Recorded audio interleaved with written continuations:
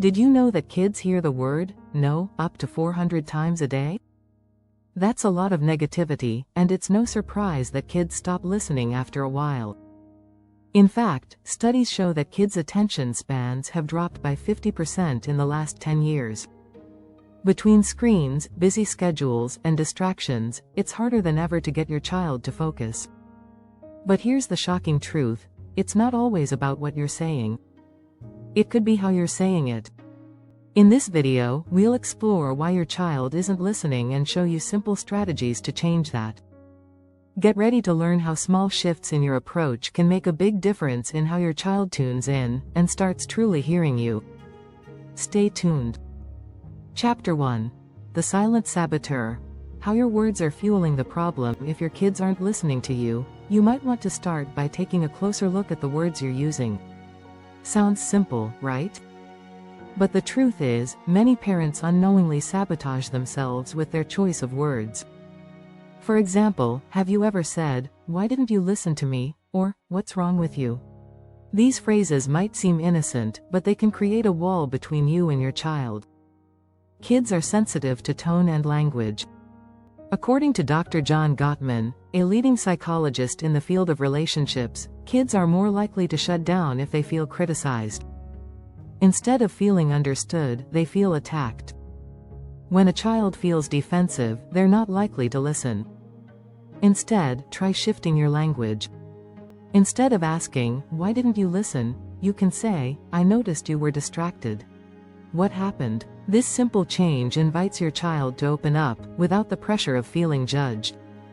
Another key strategy is to focus on I statements. For example, saying, "I feel upset when you don't listen," helps your child understand how their actions impact you. This isn't about blaming them, it's about sharing your feelings in a way they can relate to.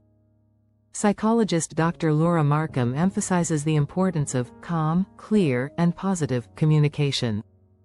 She suggests that when we speak with empathy, our children are more likely to engage with us. You're not just telling them what to do, you're helping them understand why it matters. Lastly, don't underestimate the power of praise. Positive reinforcement works wonders. When your child listens, acknowledge it. A simple, "Thank you for listening," can go a long way in reinforcing good behavior. Chapter 2. The disconnect between your words and their world. One reason kids tune out is because they don't see the world the same way we do. As parents, it's easy to forget that their reality is shaped by their own experiences, especially with the pressures of school, friendships, and technology. Your child's world is packed with distractions you may not even understand. According to a study by the American Psychological Association, children's attention spans have dropped significantly due to constant exposure to screens. They are used to jumping from one thing to another. So when you ask them to sit still and listen, it's like asking them to do something they're not prepared for. The key to overcoming this disconnect is understanding their world. Instead of demanding attention right away, start by acknowledging their environment. For instance, if they're in the middle of a video game, don't expect them to immediately switch gears to listen to a serious conversation. Give them a heads up. "Hey, I need to talk to you in 5 minutes. Finish your game and let's chat." It's also important to be brief and clear. Kids often struggle with long, detailed explanations. A study from the University of California found that the average child's attention span is around 10–15 minutes for a single activity. So, if you have a lot to say, break it down into small chunks. One of the most effective ways to connect is by engaging them at their level. This doesn't mean talking down to them, but rather showing that you understand their perspective. Use their interests as a bridge. For example, if your child loves a certain TV show, relate the issue you're discussing to something in that show. This makes the conversation feel relevant to their world. Another powerful strategy is to listen actively. Kids need to know you hear them before they're ready to hear you. Dr. Adele Faber, co-author of How to Talk So Kids Will Listen, suggests validating your child's feelings first. If they're upset, instead of jumping straight into a solution, try saying, "I can see you're frustrated. Let's talk about what's going on." Once they feel heard, they'll be more likely to listen to you in return. Chapter 3. Emotional disconnect. Are you listening to their needs? When kids don't listen, it's often because they're not feeling heard themselves. As parents, we're quick to talk, but we sometimes forget to listen. This emotional disconnect is one of the biggest barriers to effective communication with kids. Research shows that kids who feel understood are more likely to engage in conversations. Dr. Ross Greene, author of The Explosive Child, argues that many behavioral problems stem from unmet emotional needs. If a child feels ignored or misunderstood, they may act out in an attempt to get your attention. This can manifest as stubbornness or defiance. To fix this, start by listening to your child's emotional needs. Make it clear that their feelings matter. One of the best ways to do this is by practicing active listening. This means giving them your full attention and reflecting back what they say. For instance, if your child says, "I don't want to do my homework," instead of jumping straight into problem-solving mode, acknowledge their feelings first. "It sounds like you're really tired and frustrated. I understand." This simple act of validation can make a huge difference in how your child responds. According to Dr. Markham, when children feel emotionally validated, they're more likely to cooperate and listen. This approach doesn't just solve the immediate issue, it also strengthens your relationship with your child. Another key strategy is to model emotional regulation. Kids learn a lot from how we handle our own emotions. If you're constantly yelling when you're frustrated, your child will learn to do the same. However, if you show them how to stay calm and process emotions in a healthy way, they're more likely to follow suit. Also, don't forget to praise their emotional intelligence. If your child handles a tough situation well, like staying calm during a disagreement, acknowledge it. Positive reinforcement encourages them to continue using these skills in the future. In summary, effective communication is a two-way street. If you want your child to listen to you, start by listening to them. Validate their emotions, model good behavior, and create an environment where they feel heard. When kids feel emotionally understood, they'll be much more willing to hear what you have to say. Don't forget to subscribe to get more parenting tips and strategies to improve your relationship with your kids. Hit the bell to stay updated on new content that can change the way you communicate. Chapter 4. The Power of Pause. Why silence is more powerful than you think. Sometimes the best way to get your child to listen is to stop talking. It may sound counterintuitive, but the power of pause is often overlooked by many parents. Instead of immediately reacting to a situation, take a moment to gather your thoughts and assess the situation. This pause can help you avoid saying things you'll regret and gives your child space to reflect. Psychologist Dr. Laura Markham argues that when parents remain calm and don't rush to react, children are more likely to feel a sense of safety and be more receptive. The pause helps in reducing the emotional temperature of the situation. Instead of escalating, you're creating a space for both you and your child to think before responding. Moreover, pausing doesn't mean ignoring your child. It's about taking a breath and choosing how to communicate more thoughtfully. Research shows that kids are more likely to listen when parents speak calmly and with intention, as opposed to speaking in anger or frustration. When you take a pause, you're also modeling emotional control. Children often mimic their parents' behavior, and when they see you take a breath before reacting, they learn to do the same in their own moments of frustration. This can improve not only your communication with them but also their ability to handle their emotions effectively.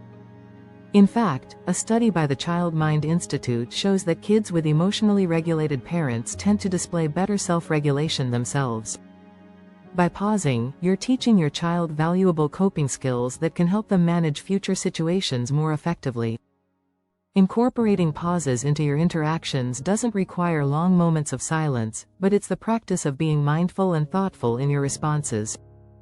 It's also helpful to say something like, "I need a minute to think about this," which helps your child understand that pausing is an intentional and healthy choice. Chapter 5. Are you overwhelming them? The danger of too much instruction. Parents are often guilty of overwhelming their children with too many instructions, especially in moments of stress or urgency. We might tell them, "Pick up your toys, brush your teeth, get your homework done, and don't forget to feed the dog. In these moments, kids are bombarded with multiple requests at once. No wonder they often tune out. According to a study published by the University of California, kids have limited working memory, especially when they're under stress. This means they struggle to process and act on too many instructions in a short time. Overloading them doesn't get the desired result, it only creates confusion and frustration. One key strategy is to simplify your requests. Instead of bombarding your child with a list of things to do, try giving them one task at a time. For example, you could say, "First, let's clean up the toys, and once they finish that, move on to the next thing." This helps them focus on one task at a time, and it also reduces the stress they feel from being given too many instructions at once. It's also important to be specific. Rather than saying, "Clean your room," say, "Please put your books on the shelf and your toys in the box." Specific instructions are easier for children to follow because they know exactly what to do. Another useful technique is to provide gentle reminders instead of continuous instructions. For instance, after asking your child to do something, you can give them a bit of time and then say, "How's it going with your room?" This soft reminder keeps them on track without overwhelming them. A study from the National Institutes of Health highlights that children's ability to follow instructions improves when they have clear, manageable steps and adequate time to complete them. Keep your instructions brief, positive, and achievable to reduce overwhelm and increase cooperation. Finally, give praise for even small accomplishments. If your child has completed one of the tasks you assigned, make sure to acknowledge it with a "Well done," or "I see you're working hard." Positive reinforcement encourages them to keep going and strengthens the parent-child bond. Chapter 6. The Unseen Connection. Why your child's behavior is a reflection of you. Ever wonder why your child's behavior often mirrors your own? It's not just coincidence. Kids are highly observant, and they learn a lot from watching their parents. If your child isn't listening, there may be a deeper connection to your own habits and communication style. The way you interact with them can have a direct impact on how they respond to you. Dr. Daniel Siegel, a renowned psychiatrist, explains in his book The Whole Brain Child that children's brains are deeply influenced by their parents' behavior. If you frequently multitask, get distracted, or raise your voice when stressed, your child may copy those behaviors. They may not understand why, but they'll pick up on your cues. This means that to get your child to listen, you need to be a model of the behavior you want to see. If you want them to stay calm during stressful situations, show them how to remain calm yourself. If you want them to be more attentive, start by giving them your undivided attention during conversations. Kids often act out when they feel ignored, so make sure to give them your full focus when they speak. Incorporating mindfulness into your interactions can help. Mindful parenting encourages parents to be present in the moment and aware of their actions. By practicing mindfulness, you're demonstrating to your child the importance of self-awareness and emotional control. This doesn't mean you need to be perfect. It's okay to make mistakes. What matters is your willingness to model positive change. When you admit your faults and work on improving your behavior, you teach your child that it's okay to make mistakes and try again. A 2019 study from the University of Wisconsin-Madison found that children of emotionally available and engaged parents tend to show better social skills and higher levels of empathy. When you show empathy and patience with your child, you're not only improving communication but also helping them develop these same qualities. So, take a step back and reflect on your own behavior. How do you communicate with your child? Are there habits or reactions you could change to improve the way they listen to you? By being the best version of yourself, you set a positive example for your child and foster a stronger, more communicative relationship. Remember to subscribe for more helpful parenting strategies. Stay connected for upcoming content that can help you build a stronger relationship with your child.